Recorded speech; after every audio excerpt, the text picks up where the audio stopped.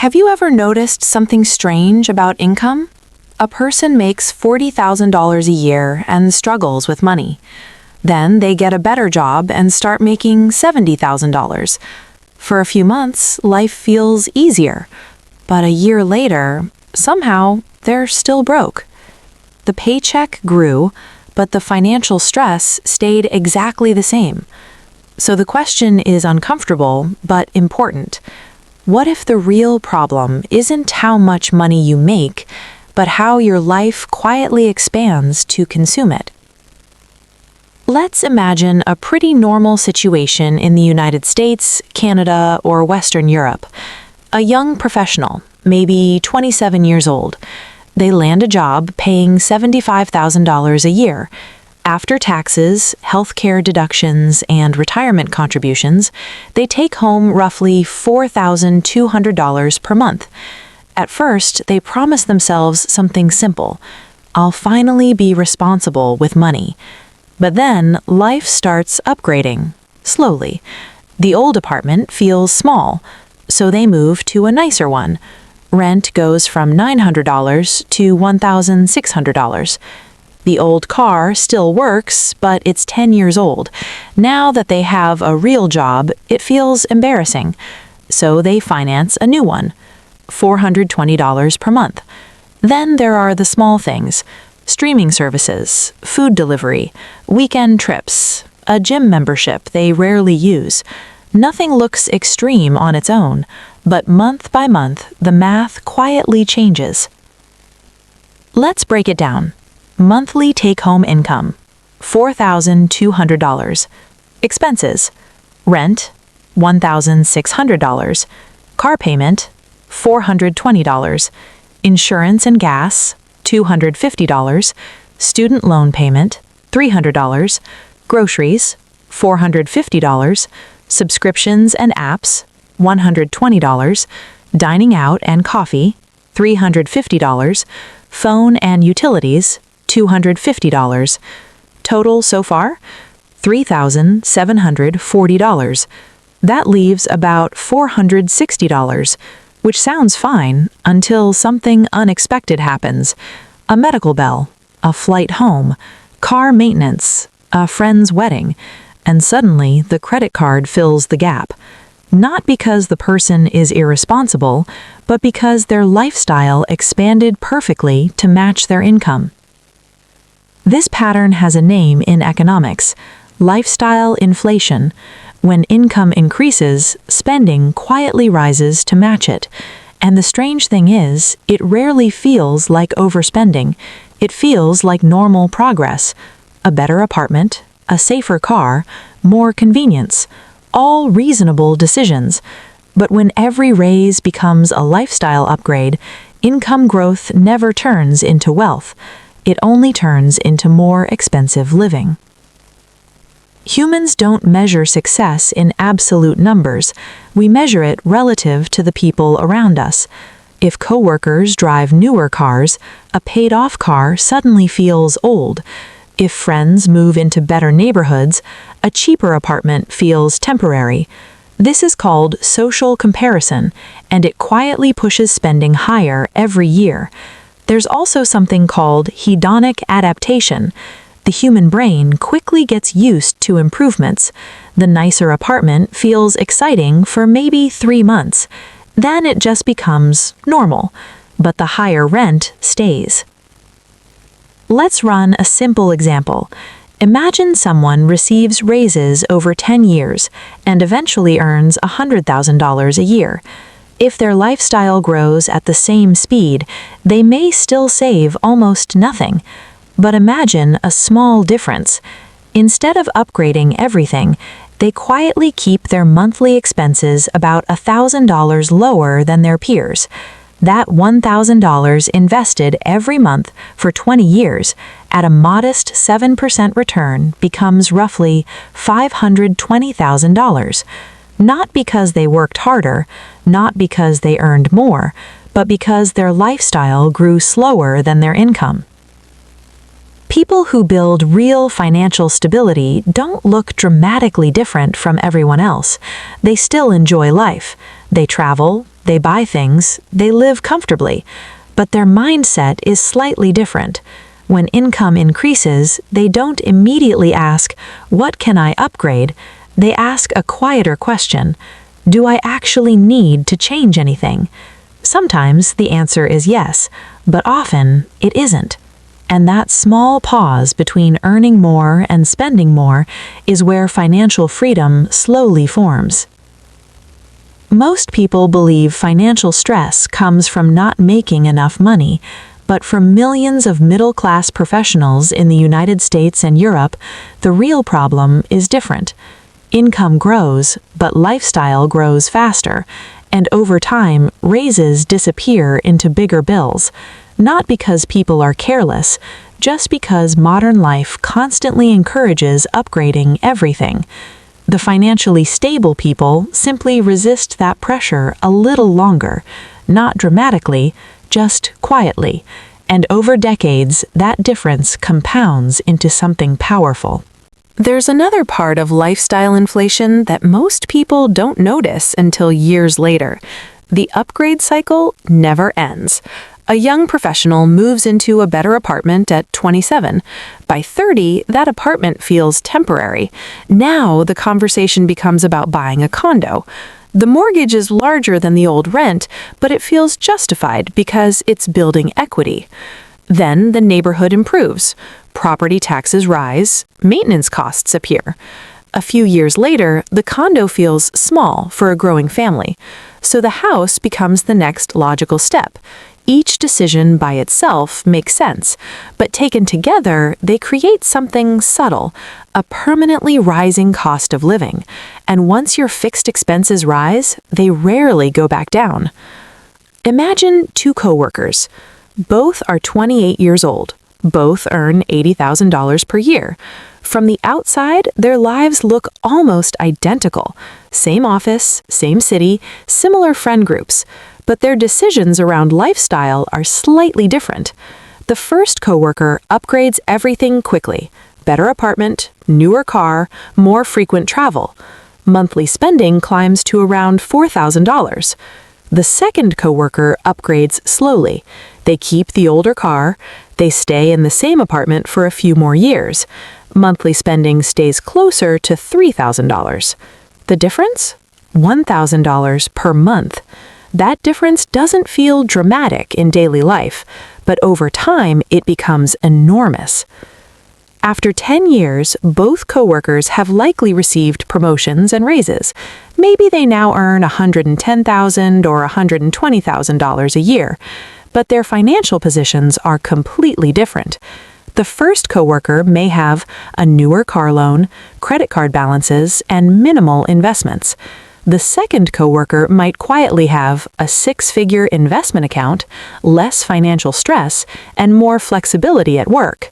Not because they sacrificed happiness, but because they avoided turning every raise into a permanent new expense. The modern economy actually depends on lifestyle inflation. Advertising encourages it. Social media amplifies it. Algorithms constantly show us people living slightly better lives, better homes, better vacations, better gadgets. And when we see that often enough, it slowly shifts our perception of what a normal life should look like. What used to feel like a luxury becomes an expectation, and expectations quietly become monthly payments. Here's the interesting part. The real benefit of controlling lifestyle inflation isn't just money, it's freedom.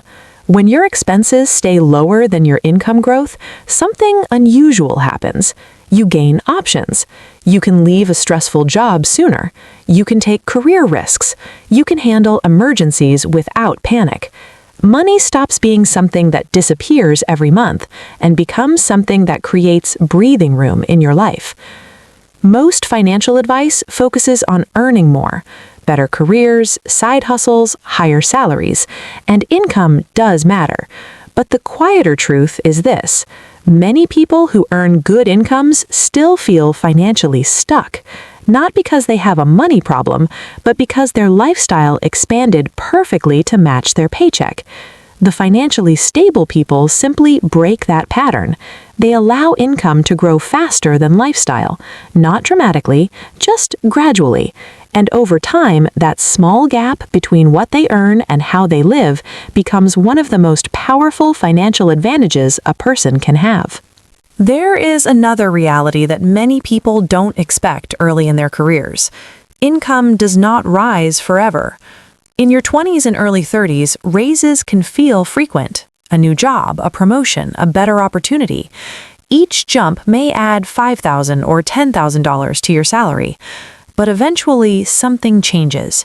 Careers begin to stabilize. Raises become smaller. Promotions become slower. And for many professionals in the United States, Canada, and Europe, income growth begins to plateau somewhere in their late 30s or early 40s. This is where lifestyle inflation quietly reveals its consequences, because the lifestyle that grew during the fast income years does not shrink when income growth slows down. The bills remain exactly the same. Let's imagine someone who built their lifestyle during those fast career years. Their monthly life now looks something like this. Mortgage, $2,100. Car payment, $620. Second car payment, $480. Insurance, $350. Utilities and phone, $320. Groceries, $700. Student loan, $400. Subscriptions and services, $180. Total fixed lifestyle cost, $5,150 per month. This is not an extreme lifestyle in many Western cities. It's a fairly normal middle-class household. But here's the issue. Once expenses reach that level, income is no longer just supporting a lifestyle. It is supporting a structure that cannot easily shrink. The person now needs their job not just for comfort, but to keep the system running. This is why many professionals earning respectable salaries still feel a strange pressure. They're not poor, they have good jobs, but they can't easily step away. They can't easily change careers. They can't easily reduce working hours, because their lifestyle has become financially heavy, and heavy lifestyles require stable income, which means freedom slowly disappears. There's a different path some financially aware people follow, and interestingly, it doesn't look dramatic. They simply delay lifestyle expansion longer than most people. For example, instead of upgrading apartments every few years, they stay longer. Instead of replacing cars every 5 years, they drive them for 8 or 10. Instead of scaling spending with every raise, they allow investments to absorb a large portion of it. Their lives still improve, but the improvements happen gradually rather than instantly. Now, something interesting happens over time. Because their spending grows slowly and their income grows normally, a gap begins to form. Year 1, maybe that gap is only $300 per month. Year 3, maybe $800 per month. Year 7, it might reach $1,500 per month. And if that difference is invested consistently, the numbers become powerful. Not through extreme saving, not through financial tricks, simply through time and consistency. One of the fascinating things about long-term investing is how invisible it feels in the beginning. For years, progress seems small. An account grows from $5,000 to $12,000, then to $25,000, then maybe $60,000. At that stage, many people still feel like they're just getting started.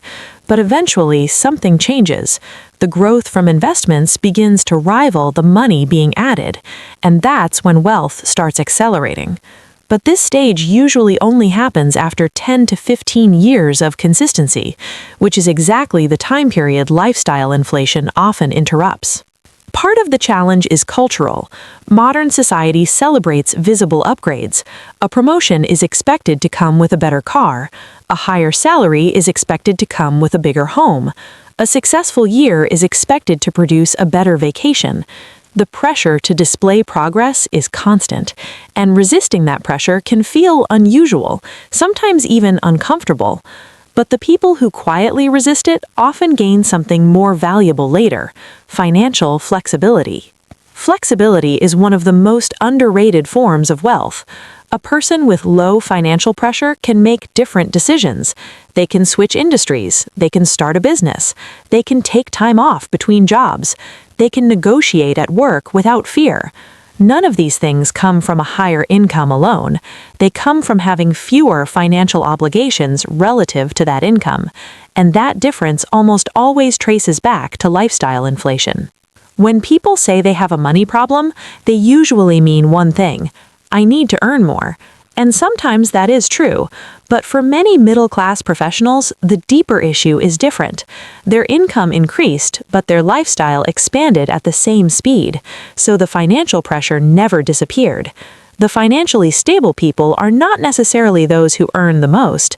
They are often the ones who allowed income to grow quietly ahead of lifestyle. They upgraded their lives slowly. They avoided turning every raise into a permanent monthly payment.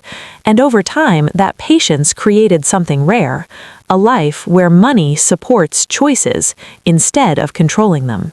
There is a simple question that quietly separates two financial paths. It appears every time income increases. It's the moment when someone suddenly has an extra $1,000 per month. Maybe it comes from a promotion, maybe a new job, maybe paying off a loan. At that moment, there are usually two directions that feel equally reasonable. The first direction is the one most people naturally take. Life gets upgraded. A better apartment, a newer car, more convenience. The second direction feels less exciting. Nothing changes. The apartment stays the same, the car stays the same, daily habits stay mostly the same. But the extra $1,000 quietly starts working in the background. At first, this feels almost pointless. Saving money rarely produces the same emotional reward as spending it. But over time, the difference between those two paths becomes enormous. Imagine two people in their early 30s. Both receive that extra $1,000 per month after a promotion. One person upgrades their lifestyle. They move into a nicer apartment, lease a better car, and enjoy a slightly more expensive routine. The other person keeps their life mostly the same and invests the extra money every month. 15 years later, something interesting happens. The first person has enjoyed a nicer lifestyle along the way, but financially, their position is still dependent on their salary. The second person may now have an investment portfolio approaching $300,000 to $400,000, depending on returns. Not because they earned dramatically more, but because they allowed time and compounding to work quietly. One of the most overlooked problems with lifestyle inflation is something economists sometimes call lifestyle lock-in. Once you upgrade your standard of living, it becomes psychologically difficult to reverse it. Moving to a more expensive apartment is easy. Moving back to a cheaper one feels like failure. Driving a nicer car feels normal after a few months. Returning to an older car feels like a downgrade. This creates a situation where financial decisions become one-way doors. Lifestyle moves upward, but rarely downward, which means every upgrade becomes a long-term commitment. Another driver of lifestyle inflation is convenience. Modern life offers endless ways to save time. Food delivery, ride-sharing, subscription services, premium memberships. Individually, these costs look small. $10 here, $20 there, but convenience spending often accumulates faster than people realize. A household might easily spend $400 to $600 per month simply making life slightly easier. And over 10 years, even that level of spending can represent $70,000 or more dollars that could have been invested. Again, none of these purchases are unreasonable. The issue is simply awareness of the long-term trade-offs. The emotional side of money. Money decisions are rarely purely mathematical. They are emotional. People upgrade their lifestyles not just for comfort, but for identity. A nicer apartment signals progress. A new car signals success. A better neighborhood signals stability. These signals matter socially. Humans naturally want to feel like they are moving forward. But the financial system quietly takes advantage of this psychology. Every upgrade becomes another monthly payment, and monthly payments slowly transform income into obligation. The quiet power of stability. People who resist lifestyle inflation are sometimes misunderstood. From the outside, their lives may appear surprisingly ordinary. They keep cars longer, they avoid frequent upgrades, they maintain similar living situations even after their income rises. But beneath that ordinary appearance, something powerful is developing. Their investments grow, their savings expand, their financial pressure stays relatively low, which means they are slowly buying something far more valuable than visible upgrades: time and flexibility. The 20-year perspective. Let's stretch the timeline further. Imagine someone who consistently invests $1,200 per month instead of expanding their lifestyle. Over 20 years, assuming moderate investment returns, that could grow to roughly $700,000 or more. This doesn't require extreme discipline. It doesn't require a perfect investment strategy. It simply requires allowing income to grow without allowing lifestyle to grow at the same speed. And the longer this pattern continues, the more powerful it becomes. Interestingly, many people who begin investing seriously eventually reach a moment where something changes. They realize their investments are beginning to generate meaningful growth on their own. A portfolio earning 6 to 8% annually can eventually grow by tens of thousands of dollars per year. At that stage, financial progress begins to feel different. Income from work is no longer the only engine. Investments begin contributing as well. But reaching this stage requires years of patience. And lifestyle inflation is one of the biggest forces that prevents people from getting there. At first, lifestyle inflation seems harmless. After all, improving your life is the reason people work hard in the first place. But when every increase in income automatically becomes a new expense, something subtle happens. Income rises, but financial freedom never arrives. The people who eventually build stability tend to follow a slightly different pattern. They still enjoy life, they still upgrade things occasionally, but they leave a small and growing gap between what they earn and what they spend. That gap becomes savings. Savings become investments, and investments, given enough time, become independence. Not overnight, not dramatically, just quietly over many years.